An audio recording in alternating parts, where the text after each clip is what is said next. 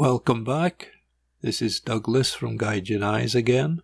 In this tutorial I'm going to begin to introduce you to the tools available in Title Studio that you can use to create your own unique font styles. As you can see, I have set up the timeline with a 3D container and flat text. You can create a new style by applying an existing style and then editing it, or by using these 4 buttons in the text input panel to create a new style from scratch.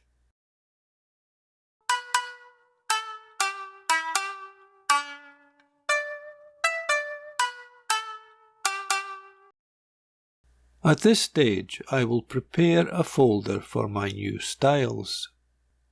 Open Text Styles.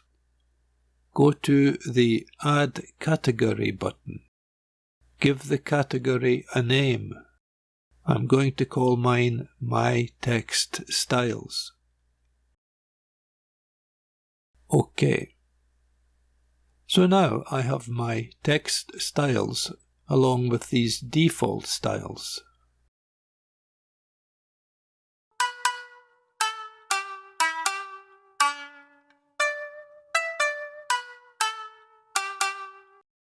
One other tip before we begin creating styles. When you modify styles, you will occasionally see this warning.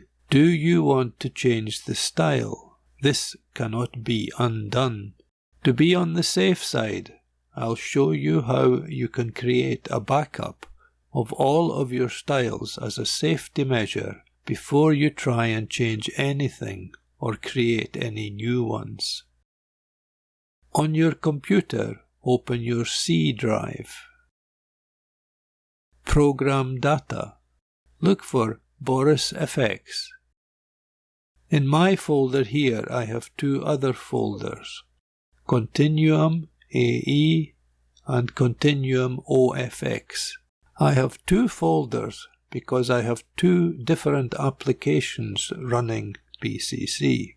One for Adobe After Effects and one for Edius, which is the OFX version.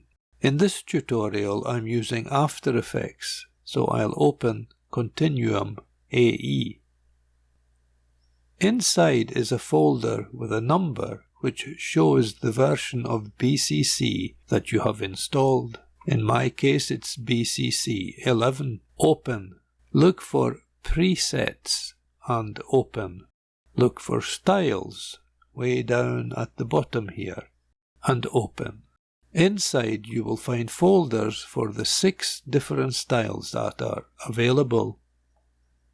Make a copy of the Styles folder and its contents at some other location on your system so that you will have a backup if you ever need it. Back to Title Studio. Select the master text track. Here are the 4 buttons that we're going to take a closer look at. Font, Fill, Edge, and Shadow. The top button is the one containing the standard text adjustment settings. So without taking a closer look at this button, I'm going to move on to the second one, the Fill.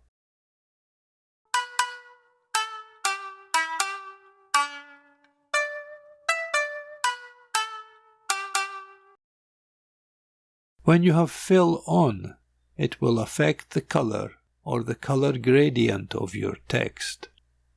With color selected, click on the rectangle here and choose which color you want your font to have. You could even use the eyedropper to select color from your desktop. If we move over to the gradient and open Gradient, you can change the color of the gradient and its appearance first by using these squares under the gradient mixer. If I select number 1, I can go here and change the color. I can move 2 along, which will make adjustments to the gradient. I can add another square by clicking under the gradient mixer. Select color for it. I can change from linear to radial. Back to linear. I can change the angle of the gradient. I'd suggest that you take some time and just play around with the possibilities under gradient, especially these controls down here. The one I find most useful is repeat stops. We'll leave it like this just now. OK. The next button down is used to add an edge to the text font.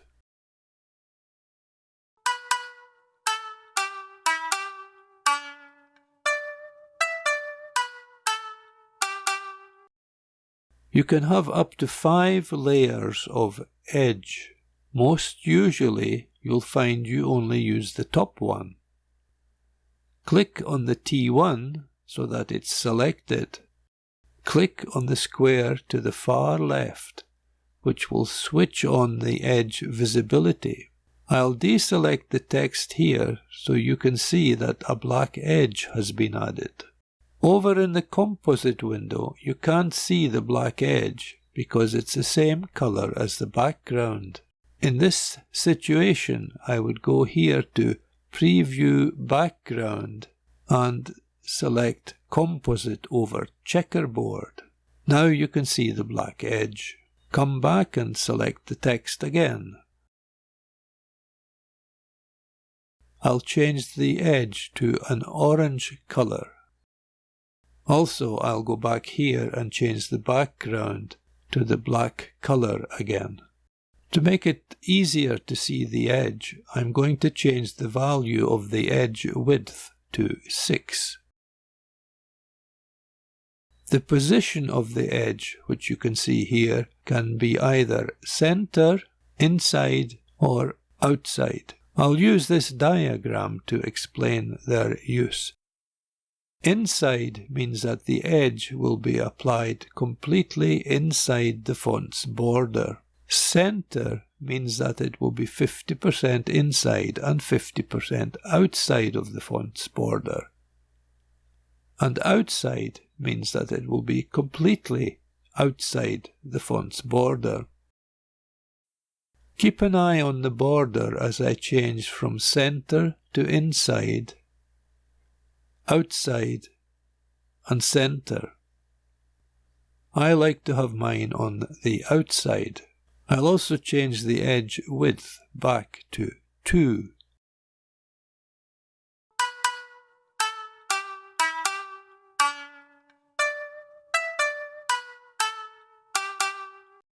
The shadow button has 3 types of shadow: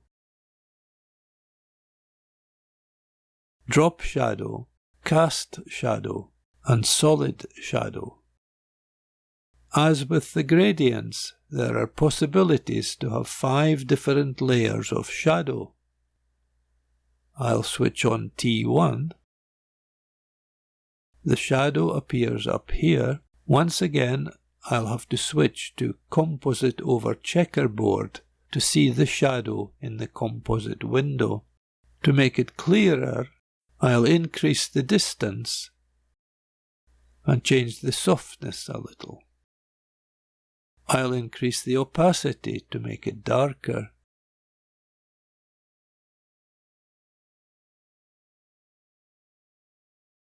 Cast shadow gives the effect of a light shining on your text. You can change things like the angle. If you go in the opposite direction, so you have a minus value, it will move to the left. The third type of shadow, called a solid shadow, can give the text a 3D appearance, even though the text itself is actually just 2D.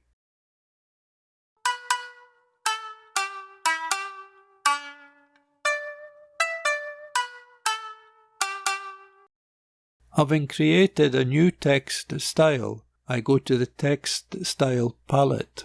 I can get there by clicking on Style palette down here or on my Text Styles tab up here. Make sure you have the new folder you created selected. Then go here to Save Current Style. Name the new text style.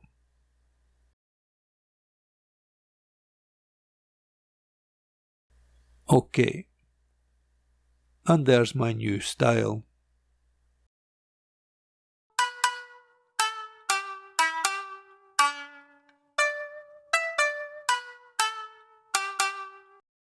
At this point, I'm going to let you do some work on your own. I'd like you to go back to Text. You can reset the style here. Switch the background back again to black background. Starting all over again, make a new style.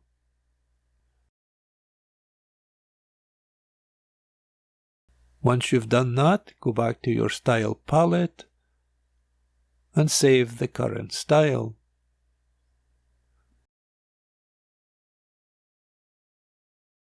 I'll create a few more styles. I'd like you to do the same, and when we're done, we'll have a look at how to use the new styles that we've created.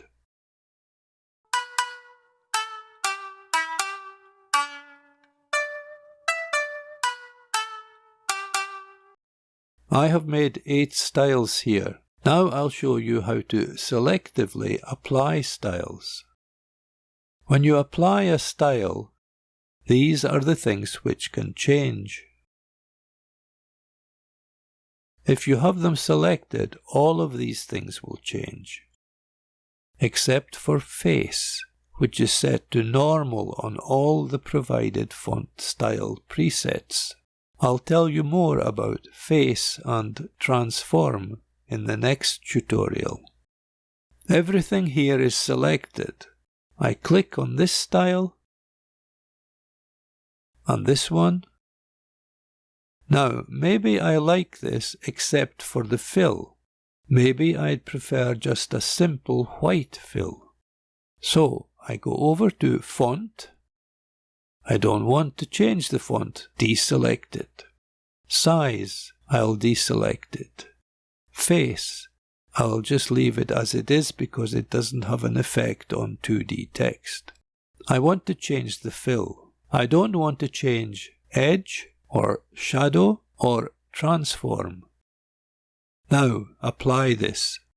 You see, I keep the font, I keep the blue outline, but now I have a different fill. I want to have a blue fill. That doesn't look so good because I've got blue text with a blue edge. Let's change the edge to this one, which is orange with a solid shadow. I want the shadow to change. I want the edge to change. I don't want to change the fill. Now I have the orange border and the solid shadow. At this stage, once again, it's important that you play around with these things. Just remember, select what you want to change before you click on the new style. In the next tutorial, I'll show you how to use existing style presets to build more style effects. Until then, if you can find a spare moment, I suggest you play around with the text input panel, see what kind of effects you can create, practice selectively changing parts of your text using the text styles. Have fun learning to crawl and to fish at the same time. I hope to see you in the next tutorial. Bye for now.